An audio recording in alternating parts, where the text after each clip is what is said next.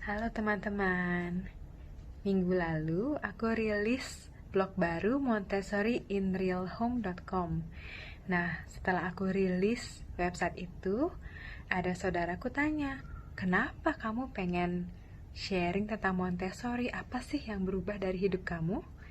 Nah, karena dapat pertanyaan itu, maka sekarang aku ingin bikin video untuk menjelaskan apa sih yang berbeda dalam hidupku before and after Montessori. Apa sih yang berubah dari hidupku? Yang pertama yang aku rasakan banget itu adalah dengan penghayatan Montessori dalam kehidupan sehari-hari, aku merasa lebih hidup, aku merasa lebih semangat, dan aku juga merasa menjadi diriku yang lebih baik lagi hari demi hari. Nah, ada 3 perubahan utama yang akan aku share hari ini. Yang pertama adalah pandangan atau mindset mengenai pendidikan. Apa sih itu pendidikan? Nah, dulu aku berpikir kalau anak itu adalah sebuah wadah kosong, kita orang tuanya berkewajiban mengisi. Mengisinya kapan terserah kita, mengisi apa terserah kita, nah anak itu jadi itu. Tapi setelah belajar Montessori, aku jadi tahu sebenarnya anak itu bukan wadah kosong, tetapi dia sudah punya blueprint. Dan dia sudah punya inner teacher, dia tahu dia ingin belajar apa, kapan. Sekarang aku melihat seorang anak itu sebagai sebuah biji. Biji yang sudah ada blueprintnya, dia akan jadi pohon atau bunga apa. Kita sebagai orang tuanya adalah tukang kebun. Tugas kita adalah mempersiapkan tanah yang gembur, tanah yang subur, lalu menyirami dengan cukup air, memastikan bahwa cahaya mataharinya cukup, sehingga pertumbuhannya menjadi maksimal. Nah, tentang kapan dia akan bertunas atau kapan dia akan bertambah tinggi pesat menjadi sebuah pohon, itu tergantung dari blueprint biji itu sendiri. Bukan sesuatu yang bisa dipaksakan oleh si tukang kebun. Contoh konkretnya, misalkan belajar mandi sendiri. Bukan kita yang menentukan. Bukan kita bilang begini, kamu mulai hari ini mandi sendiri ya. Cara mandinya begini, 1, 2, 3. Bukan. Tapi dimulai dari modeling. Nah, aku mandi bareng sama anakku sampai usia 2 tahun karena dia cowok ya. Setelah itu mandi sama papanya kadang-kadang, kadang juga enggak dimandiin. Nah, yang aku lakukan adalah mempersiapkan lingkungannya. Lingkungannya seperti apa? Nah, tempat sabun dan shampoo itu harus bisa terjangkau oleh tangannya. Lalu juga handle shower juga harus rendah. Saya beli yang suction cup ya, yang ditempel aja di dinding shower. Jadi dia bisa pegang, bisa ambil, bisa taruh sendiri. Juga handuk, hanger handuk juga dipasang pakai suction di dinding shower room. Jadi dia bisa ambil anduk sendiri, bisa tarik anduk sendiri. Dan anduknya yang kecil. Jadi dia gampang untuk memanipulasinya. Oh ya, satu lagi, sabun juga yang foaming aja karena lebih mudah dibilas. Dengan persiapan itu yang udah saya siapkan sebelum dia bisa mandi sendiri. Nah, ketika dia merasa bisa dan dia merasa mau coba, dia tiba-tiba ambil prosesnya sendiri. Dan yang ajaibnya, sekarang adiknya yang usia 1 tahun, saya usahakan selalu mandi bareng sama kokonya. Nah, tiba-tiba dia mulai ambil sabun sendiri, lalu dia mulai sabunin dadanya, perutnya, pahanya. Jadi intinya anak itu bukan belajar karena disuruh, didikte, kita yang menentukan, bukan, tetapi waktunya ada di dalam diri mereka masing-masing kapan mereka mau mencoba itu dan merasa bisa. Tugas kita adalah mempersiapkan lingkungannya. Jadi ketika mereka merasa mau coba, sudah siap, begitu. Education adalah sebuah proses yang alamiah, yang organik terjadi di dalam diri masing-masing anak secara spontan. Dan dia menyerap semua yang ada di lingkungannya. Makanya kita harus mempersiapkan lingkungannya dengan sedemikian rupa, dengan rapi, dengan sesuai, supaya bisa membantu proses pendidikan itu yang secara alamiah terjadi. Sama juga seperti proses dia belajar jalan, dia belajar bicara, belajar menulis, belajar membaca. Saya alami sendiri, prosesnya terjadi sangat natural. Yang paling penting, dia sendiri yang inisiatif, dia yang ingin, dan dia enjoy. Jadi happy, mamanya happy, anaknya happy. Saya sampai heran, kok bisa-bisanya dia duduk di meja selama 1,5 jam, nulis-nulis di notebooknya sampai panjang. Meskipun tulisannya masih berantakan ya, grammar dan spellingnya waktu itu. Yang saya saksikan ternyata itu adalah explosion to writing. Jadi everything in his mind click, and then he just love to write and write and write. Jadi proses si Akira belajar nulis dan baca itu sebenarnya bukan saya yang tentukan, tetapi dia sendiri yang berproses. Nah, yang kedua, pandangan saya yang berubah setelah belajar Montessori adalah keterlibatan anak dalam kegiatan rumah tangga sehari-hari. Dulu sebelum belajar Montessori, saya kira nggak penting untuk anak-anak ikut kegiatan sehari-hari, misalkan nyapu, ngepel, cuci piring, bersihin kamar mandi, bersihin meja makan, bersihin mobil. Saya kira ngapain anak-anak ikut kegiatan itu. Dulu saya tempatin anak pertama saya itu di ruang keluarga, dikasih pagar, dikasih playmat, buku dan mainan, udah dia di situ aja seharian. Saya kira itu cukup, anak-anak main aja, nggak usah kotor, nggak usah ribet. Ketika belajar Montessori saya terkaget-kaget sekali karena ternyata kegiatan sehari-hari yang disebut practical life activities itu adalah yang paling utama di dalam Montessori. Justru sebelum akademik belajar tulis atau baca, atau belajar yang lain-lain, anak itu dari kecil dibiasakan terlibat dalam kegiatan sehari-hari rumah tangga. Memangnya mau anak-anak terlibat? Mau sekali. Mereka justru enjoy. Kalau kita biasakan mereka terlibat dari kecil, nah mereka tumbuh rasa senang melakukan hal itu. Misalkan cuci mobil. Aku mulai melibatkan Akira cuci mobil itu waktu dia umur 1 tahun 8 bulan kalau nggak salah ya. Emangnya dia bisa cuci mobil? Ya paling cuma semprot-semprot, gosok-gosok, itu juga nggak semua badan pasti. Nah tapi dari terlibat itu, dia jadi senang melakukan itu. Mungkin motif awalnya itu main air ya. Kalau anak kecil suka main air, nggak apa-apa. Mulai dari situ, lama-lama dia lihat bagaimana orang dewasa melakukannya. Lama-lama dia makin banyak porsi yang bisa dia lakukan. Dia juga jadi bisa cuci sepeda sendiri, cuci mainan sendiri, cuci baju sendiri. Keuntungan yang lainnya adalah meningkatkan fokus. Biasanya kalau melakukan kegiatan sehari-hari practical life, anak-anak tuh cenderung bisa fokus dan konsentrasi karena mereka secara natural mereka enjoy melakukannya. Nah, mereka juga belajar tentang order, keteraturan. Jadi semua barang itu ada tempatnya, semua barang itu pada dasarnya bersih dan rapi. Anak usia dini itu punya namanya sense of order. Jadi kalau mereka udah terbiasa di lingkungan yang teratur, mereka akan mau menjaga lingkungan itu supaya teratur dan bersih. Dengan dilibatkan di kegiatan sehari-hari itu pun mereka tertanam rasa peduli akan lingkungan mereka. Misalkan kalau habis mandi, saya biasa hair dryer, terus rambutnya banyak rontok di kamar. Tiba-tiba si anak bilang, "Mama, aku sapu ya supaya bersih." Gitu, aku jadi malu sendiri sih, cuma sambil terkagum juga, oh ternyata udah muncul kepedulian ya di usia 4 tahun ini. Jadi tuh kegiatan yang dulu-dulu mungkin cuma main-main, lebih ke sensorial experience, tapi lama-kelamaan tertanam juga rasa peduli terhadap lingkungan dan juga ingin berkontribusi kepada komunitas, dalam konteks ini keluarga ya.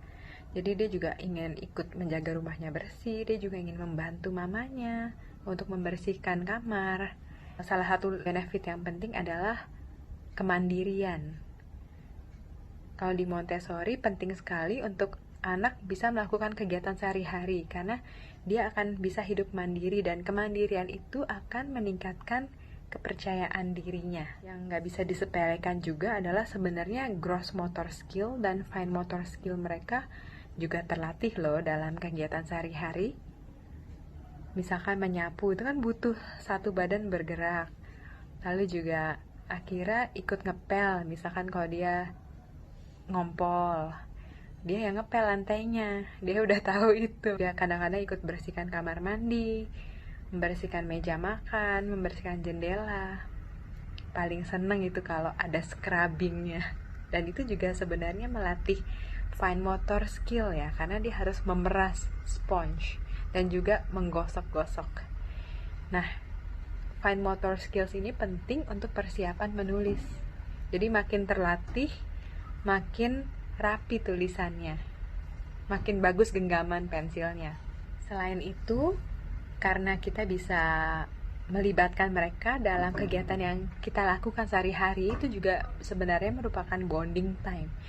Jadi kita nggak perlu tunggu anak tidur baru bersih-bersih, tapi bersih-bersih bersama anak. Jadi sekalian quality time juga bisa ngobrol-ngobrol waktu lagi melakukan kegiatan itu. Jadi fun untuk mamanya, fun untuk anaknya. Selain bagus untuk anak terlibat dalam kegiatan sehari-hari, waktu belajar Montessori saya juga jadi paham kalau sebenarnya penting sekali untuk setiap anak bisa mengakses setiap ruang di rumahnya dengan mandiri.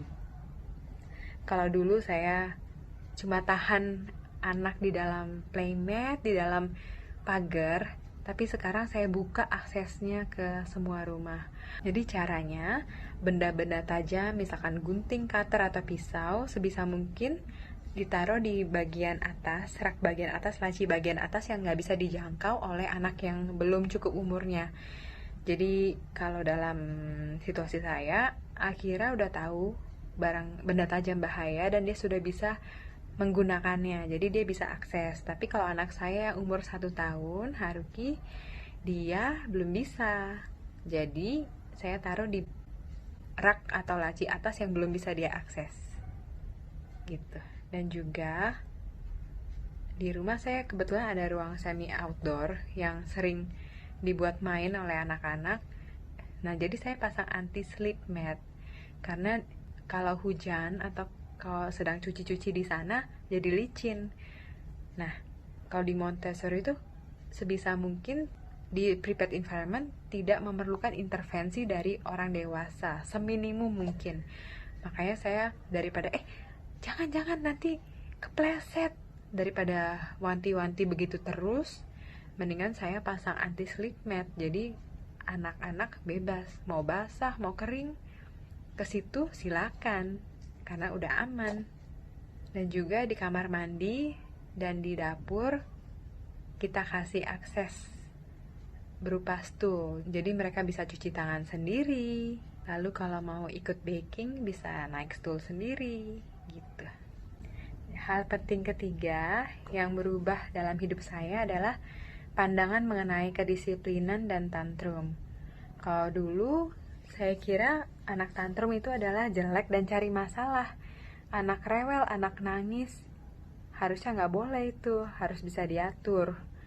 Nah, tetapi ketika belajar Montessori, belajar tentang child development, dan apa sih yang ada di dalam diri anak itu, saya jadi mengerti kalau di balik semua ungkapan emosi, termasuk tantrum, itu pasti ada penyebabnya. Jadi bukannya si anak mau cari masalah atau bikin marah orang tuanya, tetapi dia punya yang namanya developmental needs. Ada kebutuhan dalam diri dia yang belum terpenuhi atau tidak terpenuhi pada saat itu. Dan dia mempunyai big emotion, emosi yang meluap-luap, yang dia belum tahu, belum bisa melabeli itu emosi apa, belum bisa mengungkapkannya dan belum bisa mengontrolnya.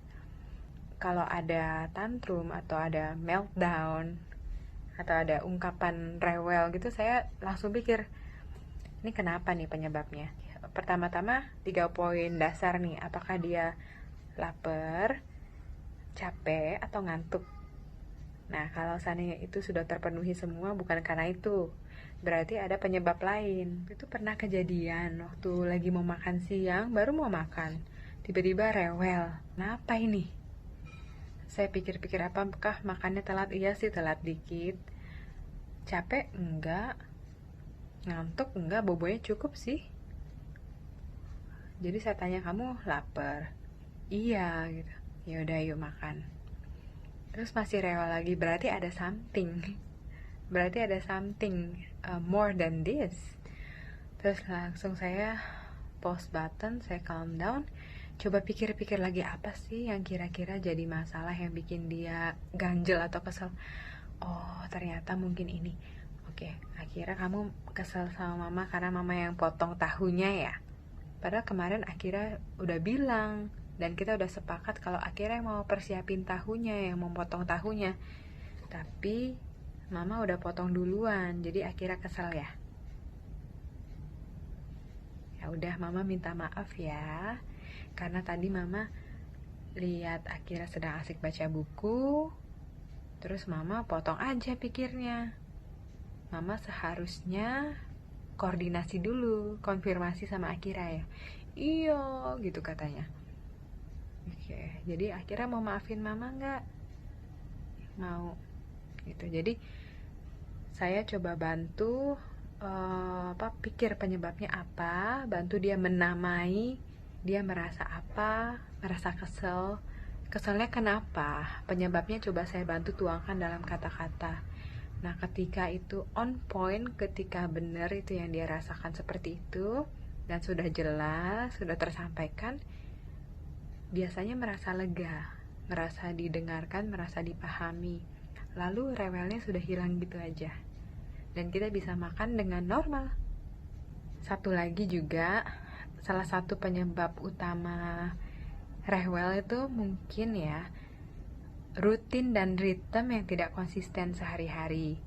Anak usia dini itu membutuhkan sekali jadwal yang predictable.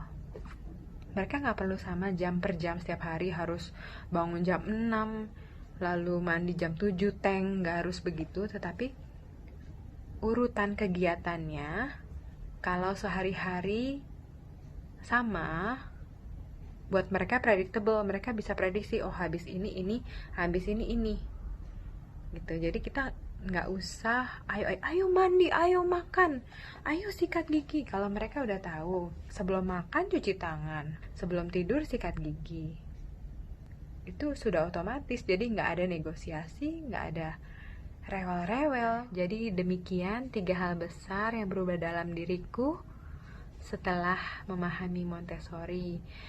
Dan karena ini adalah perubahan mindset dan parenting style, itu berdampak besar sekali ya dalam kehidupan sehari-hari.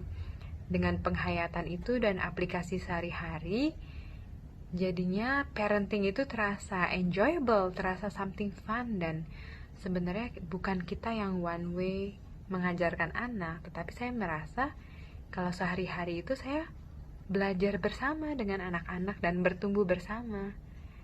Nah, itulah kenapa saya pengen sekali membuat blog dan video-video ini untuk menyebarkan filosofi Montessori yang telah mengubah hidup saya. Dan semoga dengan sharing-sharing ini bisa juga menginspirasi.